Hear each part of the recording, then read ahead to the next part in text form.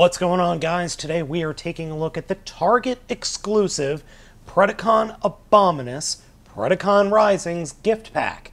As I said, this is only found at Target.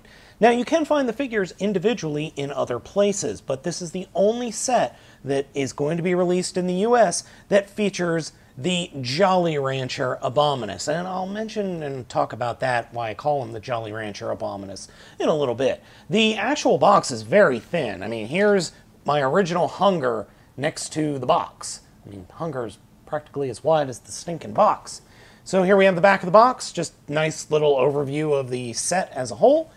So, let's go ahead and open them up and take a look. First off, we're going to take a look at their beast modes. Now, they do all come in this weird translucent plastic that I'm not a huge fan of, but hey, that's why I call them Jolly Ranchers, or Jolly Rancher Abominus, or Jolly Rancher Predicons, because of the clear translucent plastic. Now, I am going to be getting the Japanese version of this set called Goradora, and their coloring is going to be completely different, but I'll do a comparison. But just for comparison's sake, let me show you the two different twin strikes. So here is the normal basic twin strike and the Target exclusive twin strike. As you can see, there is a little bit of a color difference between the two. So I'm not going to spend a huge amount of time on Twin Strike and Hun-grr because you've already seen those figures. You've already seen me review them. I have not had a chance to review Rippersnapper, Blight, or Windraiser, so we'll be taking a closer look at them, but just wanted to give you guys a quick look at the difference in coloring here. And just to give you guys a better idea of the difference in coloring, here are the two different Hun-grrs. First, we've got the normal release, and here is the Target exclusive.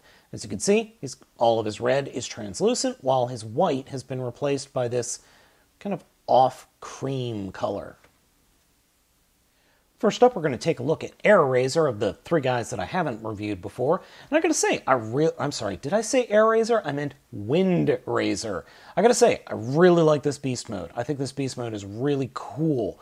The wingspan spreading out is neat. Yeah, you've got the robot arms visible, but it's not that big a deal.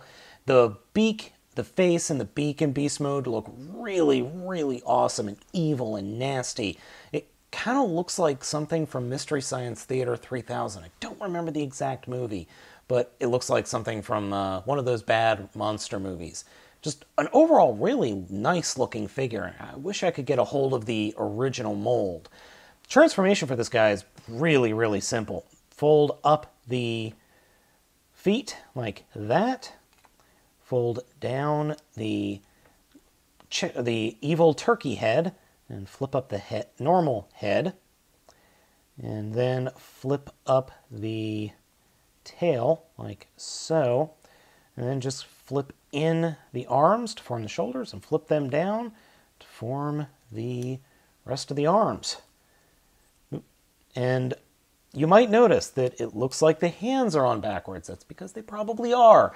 When I was taking the whole set out of the box, there were so many of those clear rubber bands that it turned into a ball joint popping spectacular, you could say. So we'll just reapply those. I do apologize for that. So there we go, and here is his robot mode. Really dig this robot mode. It just works for me. It makes me think of what Night Scream from Beast Machines should have been. I really like this guy. I do, however, wish I don't dig the clear plastic, but I like the mold, and I'm really looking forward to seeing this guy in a deluxe size. If you didn't know, they announced at either BotCon or Toy Fair, I can't remember which, I think it was BotCon, that they're going to be releasing Windraiser as a deluxe class figure event next year, in 2014. So overall, really neat mold. Actually, I thought the wings would cause him to be top heavy. No, he's really not. Just an overall solid little figure. Really dig him. Next up is Rippersnapper, and again, I really like this, but the detail is completely lost thanks to the clear plastic. My only complaint in this mode is, well, the head's kind of exposed. You can kind of push it up, but then you end up popping it off of its bar there, and just annoying. I did it again. Dang it. Overall, I think the Beast Mode is a nice evolution of his original G1 mold. Very nice. Overall, good look to it. Transformation is pretty simple. Take the beast head, or first fold up the hands, take the under abdomen, fold that up, and kind of peg that into place up here, and take the beast claws, point them down, separate the beast head from the back, from its back, and fold that back up into the figure's backpack. Then split the legs apart and fold the head up onto just underneath the claws, and then you can just kind of fold the claws where you want them to be, or you can make them his front feet. Either way, you flip those back, and you give him some feet made out of the beast head, and bring his arms down. Now, I'll be the first to tell you that this is not the most stable robot mode, but it looks cool, and looks just kind of like he's ready to punch somebody in the face. And overall, I like the robot mode. Transformation's a little finicky, though, for my taste, but robot mode is very cool, and it does have some nice posability, though you are going to have a little bit of top heaviness thanks to this giant backpack. Love the head sculpt. Head sculpt is fantastic. Overall, a very nice figure, but again, the transparent plastic hurts him in the long run. Like I said, I'm getting the Japanese version of these figures, and hopefully they're going to be a lot easier to tell the detailing on those. But anyway, still, Ripper Snapper, solid little figure. Last up, and honestly my favorite beast mode, is Blight. I love this little guy. He's like a little troll or a gremlin. It's a very, very nice addition, or I should say homage to his G1 form. He's a little hunchback monster. At least you could say, oh, he's a little hunchback monster, as opposed to his original G1 form where nobody had an idea what he was. Only complaint, you can see the robot fists in this mode. Would have been nice if they hollowed out the legs a little bit more, but oh well. Posability, he's actually pretty posable. He's got ball joints and swivel joints, and unfortunately his head can't pose and his mouth doesn't open, but he can pose a little bit in this mode. Very nice little monster mode. Transformation's really cool, actually. I was surprised. First, take the fists and flip them out, then take the head and fold that up and around to the back of the beast or creature mode. Reach underneath into his crotch and pull it forward. Yes, I know that's dirty. And then kind of push his upper beast arms together until they kind of form the robot crotch. Flip out the head and flip that up, and that should snap into place, sort of. And then just bring everything around, down, flip out the feet, and flip down the arms. And here you have this little hunchback fighter of a robot mode with a troll face hanging off his butt. I don't care. I love this robot mode. Absolutely adore this robot mode. Yeah, it's silly. It's kind of stupid. It's a little bit on the ugly side, but I love it. It's so funny, and it's such a nice homage to the G1 figure. Finally, Blot has been given a little bit of respect. Yes, I know he's called Blight now. Love him. And I love the color. I love the head sculpt. Yeah, the head sculpt's kind of hard to see. Really hard to focus on these head sculpts since they're so small, but still, out of the 5, this guy's my favorite. Just love this little dude. I've got to admit freely that this whole set is really, really cool. I wish they were a little bigger. I really do. I wish they were either a deluxe size or the deluxe size is the absolute biggest that I think these guys should be. But I would have definitely been happy if these were, say, Cyberverse Commander class figures. I think that would have been much cooler. I'm not saying that these are bad by any stretch of the imaginations. I just wish they were a little bit bigger. But still, they are individually each really, really cool. They're a lot of fun, and together they're just something special. I think Hasbro really did a good job with these. Now, again, in this particular set, I think the clear plastic or translucent plastic hurts the overall look of the figures. But, that being said, I'm not going to tell you to not buy them, because still, I think they're individually really nifty little figures. Next up is the combination. That actually starts with the weapons. As you can see, the weapons are the typical Cyberverse figure weapons, but these all combine. So we'll start off with the Not Lancer, and combine that with the hammers to make the shaft of a larger weapon, like so. And then all you do is pretty much attach the bow guns, or I'm sorry, not bow guns, the, what do you call these? Crossbows to the top of the weapon to make this battle axe, sword, hammer thing. Next, we'll start with Blight in robot mode. First, take his little head here, or his beast head, and push it down until it hits the ground. So you're going to actually use the little beast mode head as a second foot. Then take the arms and fold them forward like that, and then push the head down into the body like that.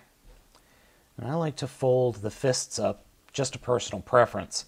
And that's about it. You don't really do much else. That's the first leg. Next up is Ripper Snapper. And what we're going to do is take the legs and turn them so that the claws are facing towards the back like that. And then combine the feet together like that and fold the claws down forward thusly. Then we're going to take the arms and just fold them forward, and what I like to do is open up the back a little bit like this so we can flip the head down, and that just gets the head out of the way so this connector port right where my finger is visible. And that's about it. That's all you're really going to do. The one thing you do want to do, though, is just make sure it's straight, like so. Next up is Hun-grr. First thing we're going to do is just take the arms and fold them and have them reach to the sky. Open up his chest a little bit, and open it up and push it down and flip his head around. And we're just going to want to push that down until it locks into place. Oh no! That's another thing that I keep seeming to do on this set in particular, is keep popping things out of place. I'm really, really good at that. The last bit is just take the chest of his normal robot mode and kind of fold that down till the bottom of it pegs into the bottom of the tail. And this is pretty much what you end up with. And then we can start plugging him into the other Terracons. Now what I like to do is for Blot to open up the chest bit just enough so that you can drop the dragon head in and peg that into place and then close the chest bit up. Now the one thing I have noticed is it actually really helps if you leave Blot's head deployed. So like that.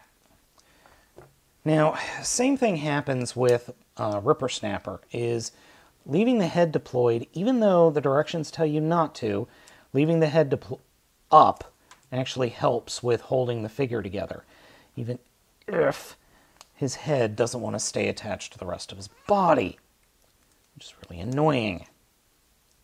Let's peg that in, close it up, and here we have two legs. One thing I did forget to show you is right underneath Blot's monster head, there is a set of pegs, and those peg into the inside of his robot form legs. So then those bits flop around a lot less. And last but not least, simply return Sinner Twin and Windraiser to beast modes, and then kind of just attach them. There are pegs on the inside of each one of their legs, and they will peg into the two peg holes on either side of Hun-grr's original robot arms.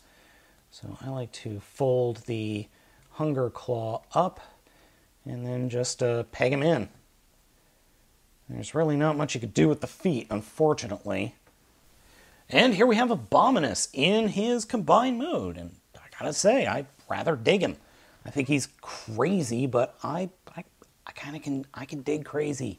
I can definitely dig crazy.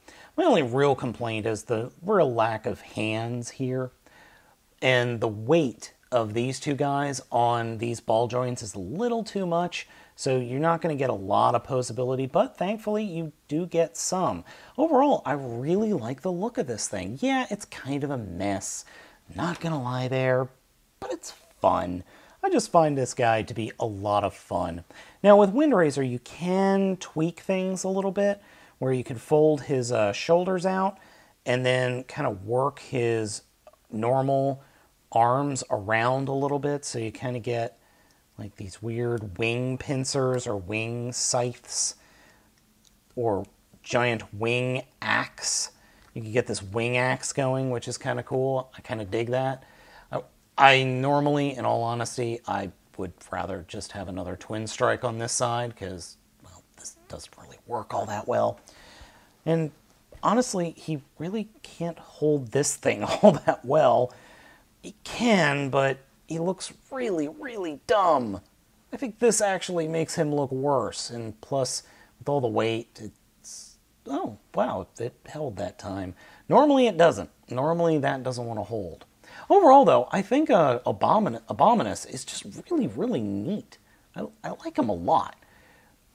My only real complaints are, well, yeah, you've already heard my complaints, but still, complaints aside, complaints and all, I like him. I think he's fun. I think he's worth it. I think he's worth like the 20 bucks I paid for the set.